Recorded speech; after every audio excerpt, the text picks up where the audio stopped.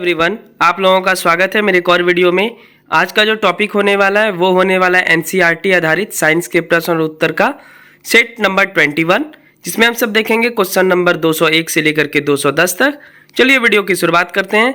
ये सारे प्रश्न बहुत ही इंपॉर्टेंट है और मैं डिटेल में इसलिए आपको करवा रहा हूँ कि कोई प्रश्न आपका छूट ना जाए।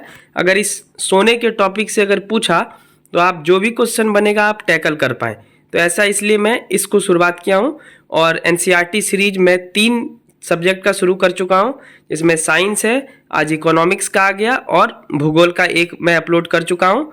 और ये मैं 3 मंथ तक लगातार करने वाला हूँ। साइंस तो डेली आएगा, साइंस तो ख़त्म होने वाला ही नहीं है, लेकिन इकोनॉमिक्स और जो ज्योग्राफी है एनसीईआरटी, ये मैं पहले ख़त्म कर दूंगा अगले 3 महीने में। तो आप अच्छे से बने रहिए हमारे चैनल पे और डेली कोशिश कीजिए कि आप कर लें, नहीं तो आप ही के ऊपर बर्डन होगा, फिर आप कर नहीं पाएंगे। चलिए क्वेश्चन नंबर 201, शुद्ध सोना क्यों आभूषण बनाने के लिए उपयुक्त नहीं होता है? तो इसका आंसर हो जाएगा यह काफ़ी नर्म होते हैं इसलिए यह उपयुक्त नहीं होता है। तो बहुत लोग कंफ्यूज में रहते हैं कि ये शुद्ध सोना का है, तो एक्चुअल में आज जान लीजिए सोना का रियलिटी। तो सोना जो शुद्ध सोना होता है वो 24 कैरेट का होता है, तो यह काफ़ी नर्म होता है, इसलिए इसका यूज़ नहीं करते हैं हम सब आभूषण बनाने के लिए। तब किस चीज़ का यूज़ करते हैं? तो भारत में अधिकांश आभूषण बनाने के लिए 22 कैरेट सोने का उपयोग होता है और जो 2 भाग बचा, 2 भाग में तांबा या चांदी मिलाया जाता है ताकि यह कठोर बन सके। यदि कोई एक धातु पारद यानी मेटल मरकरी है तो इसके मिश्र धातु को अमलगम कहते हैं, ये याद रखिएगा। शुद्ध धातु की अपेक्षा उसके मिश्र धातु की विद्युत चालकता तथा गलनांक कम होता है, गलने का चांस कम होता है। तो शुद्ध सोना से इसलिए आभूषण नहीं बनाया जाता है क्योंकि वो बहुत सॉफ्ट होता है, बहुत नर्म होता है। तो उसमें क्या हम सब मिला देते हैं? तांबा और चांदी मिला देते हैं, जिससे वो थोड़ा सा ठोस हो जाता है। क्वेश्चन नंबर 202, किसका उपयोग नाभिकीय रिएक्टर में न्यूट्रॉन बंधक के रूप में तथा विनिमय अभिक्रिया की क्रिया विधियों के अध्ययन के लिए किया जाता है? तो इसका आंसर हो जाएगा भारी जल। तो भारी जल का उपयोग इन दो में तो किया ही जाता है, प्लस भारी जल का उपयोग उर्वरक उद्योग में भी बाय प्रोडक्ट के रूप में किया जाता है। भारी जल का सूत्र होता है D2O। भारी जल का उपयोग ड्यूटेरियम के अनेक यौगिक बनाने के लिए किया जाता है, इसलिए इसको क्या बोलते हैं? भारी जल का रासायनिक नाम क्या है? Deuterium oxide. सूत्र अगर पूछ लेगा तो आप बता देंगे D2O होता है। क्वेश्चन नंबर 203, किस अम्ल का उपयोग ऊनी तथा सूती कपड़ों की रंगाई में या फलों के रसों को सुरक्षित रखने में या गठिया रोग की औषधि में किया जाता है? तो इसका आंसर हो जाएगा फार्मिक अम्ल। फार्मिक अम्ल मुख्यतः लाल चींटियां और जल के आसवन द्वारा प्राप्त होता है। जल के आसमान नहीं होगा, आसवन होगा, ठीक है। तो जल के आसवन विधि द्वारा प्राप्त किया जाता है।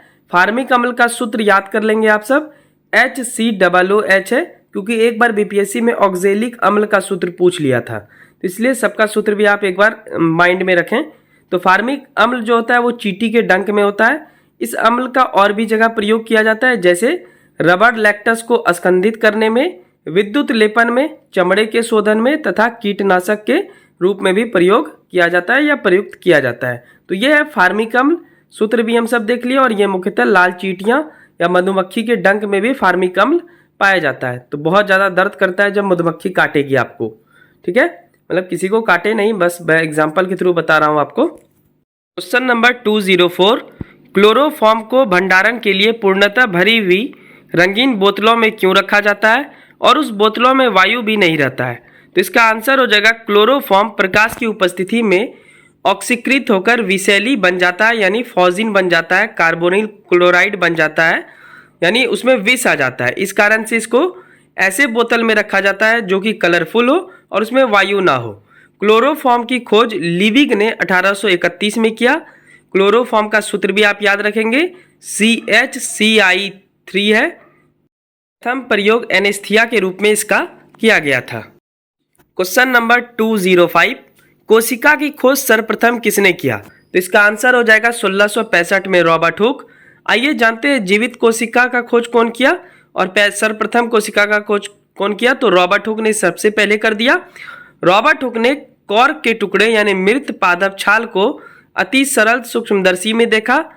उन्हें उसमें मधुमक्खी के छत्ते के समान छोटे छोटे कोष्ठक दिखाई दिए, जिसे उन्होंने सेल नाम दिया, अर्थात छोटा कमरा। जीवित कोशिका का खोज कौन किया था? अगर आपसे क्वेश्चन पूछे कोशिका का सर्वप्रथम खोज किसने किया, तो आप बताएंगे 1665 में रॉबर्ट हुक ने। लेकिन आपसे पूछे जीवित कोशिका का खोज किसने किया, तो एंटोनी वॉन ल्यूवेनहॉक ने सूक्ष्मदर्शी की सहायता से 1674 ईस्वी में प्रथम जीवित कोशिका को देखा, जिसमें अमीबा, पैरामीशियम, शुक्राणु, जीवाणु, क्लेमाइडोमोनास आदि शामिल है। तो कोशिका एक्चुअल में क्या होता है, कोशिका एक जीवन है। हमारा शरीर किससे बना है, कोशिका से बना है, क्योंकि हमारा शरीर का निर्माण किससे होता है, तो शुक्राणु से होता है।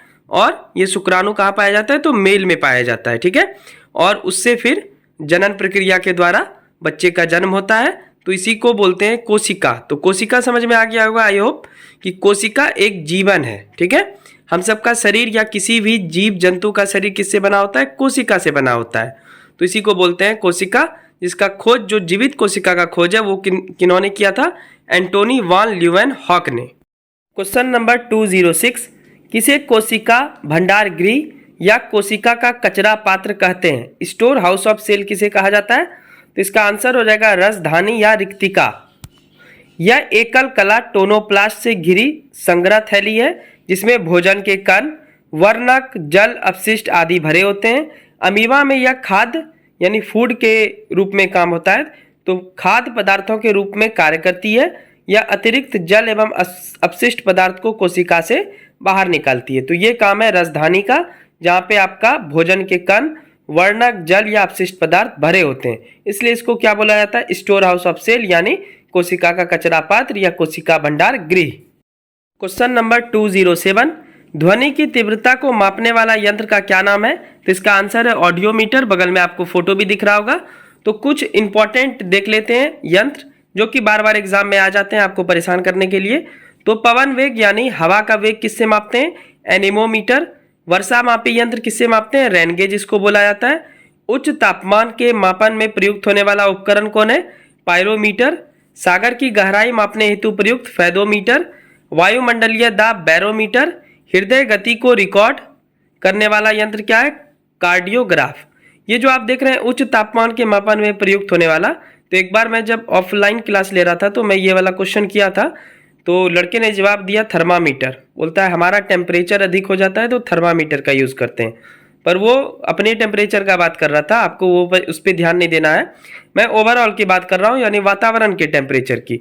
तो उच्च तापमान में मापन में प्रयुक्त होने वाला उपकरण क्या है, पायरोमीटर। क्वेश्चन नंबर 208, आरडीएक्स का रासायनिक सूत्र क्या है। आरडीएक्स नाम आप जरूर सुने होंगे, विस्फोटक होता है, अभी इसके बारे में बात करेंगे। अगर आप पिक्चर देखते हैं, हिंदी फिल्म देखते हैं, अगर आप थोड़े से पुराने आदमी हैं तो 90s के दशक का जो मूवी है ये आरडीएक्स पे ही जिंदा था। हर एक गुंडा के पास लास्ट में यही आरडीएक्स रहता था गाड़ी को ब्लास्ट करने के लिए, अगर आप ध्यान दिए हो तो ये आरडीएक्स पे ही पुराना पिक्चर चलता आया है। बाकी मतलब गुंडा का रोल जो होता है वो आरडीएक्स पे ही डिपेंड करता है। तो आरडीएक्स के बारे में आज हम सब पढ़ेंगे। आरडीएक्स का फुल फॉर्म होता है रिसर्च डिपार्टमेंट एक्सप्लोसिव या रिसर्च डिमोलेशन एक्सप्लोजिव। इसका रासायनिक सूत्र क्या है, C6H6 N6 और O6। इसे औपचारिक रूप से साइक्लोट्राइमेथिलीन ट्राइमीन या साइक्लोनाइट भी कहा जाता है। यह नाम बड़ा है और एग्जाम में 2-3 बार आ चुका है। यह एक शक्तिशाली विस्फोट होता है। तो ये हर एक बार क्या होता है ना, पिक्चर में गुंडा जो है हीरो को मारने के लिए कार में लगाता है, लेकिन वो फटता है, लेकिन तब तक हीरो कूद जाता है, ठीक है। तो यही है आरडीएक्स, आप अब समझ गए होंगे। इसकी खोज जर्मनी के जॉर्ज फ्रेडरिक हेनिंग द्वारा किया गया था। नंबर 209, नील गाय किस कुल में आती है, तो ये नील गाय मैं देखा हुआ बहुत ही स्पीड भागती है। नील गाय हिरन कुल में आता है। नील गाय भारत में पाई जाने वाली विशालतम मृग प्रजाति है। यहीं पे क्वेश्चन ऐसा घुमा के दिया जाएगा, पूछा जाएगा नील गाय किस कुल में आता है, और ऑप्शन में आपको गाय भी दे देगा, तो आप वहीं पे ज़्यादातर टिक कर देंगे, लेकिन ये एक्चुअल में हिरन है। हिरनों के श्रृंगाभों के समान नील गाय के सींग हर साल गिरकर नए सिरे से नहीं होते हैं, इसलिए मृग यानी हिरन की श्रेणी में आते हैं। तो ये नील गाय है, बहुत ही खूबसूरत होता है और हैवी होता है, मतलब ताकतवर टाइप। एनसीईआरटी सीरीज को आप जरूर क्या करें, साइंस का हो रहा है, इकोनॉमिक्स का और ज्योग्राफी का, आप तीनों का एक एक कॉपी ले लें, आप उसको करते जाएं, देखिएगा आप 3 महीने में कहाँ से कहाँ पहुँच जाएंगे। फिलहाल आज के सेट का आखिरी क्वेश्चन 210 नंबर, मकड़ियों द्वारा उत्पादित रेशम को क्या कहते हैं? तो इसका आंसर हो जाएगा गॉसमीर रेशम। मकड़ी कीट वर्ग के अंतर्गत नहीं आता है। मकड़ी के कुल 8 पैर पाए जाते हैं। सभी मकड़ियां परभक्षी होती है, तो ये भी आप याद रखेंगे। तो ये था एनसीईआरटी आधारित साइंस के प्रश्न और उत्तर का सेट नंबर 21। ये वाला सेशन कैसा लगा और ये वाला सीरीज आपको पसंद है तो हमारे चैनल को सब्सक्राइब कर लेंगे और एक लाइक कर लेंगे। जल्दी मिलते हैं सेट नंबर 22 के साथ। तब तक के लिए thank you so much, bye bye and take care. और मैं अपने आप से प्रॉमिस किया हूँ कि साइंस का एनसीईआरटी का मैं डेली वीडियो लाऊंगा, चाहे मेरा तबीयत कितना भी खराब हो, मैं कहीं भी रहूं।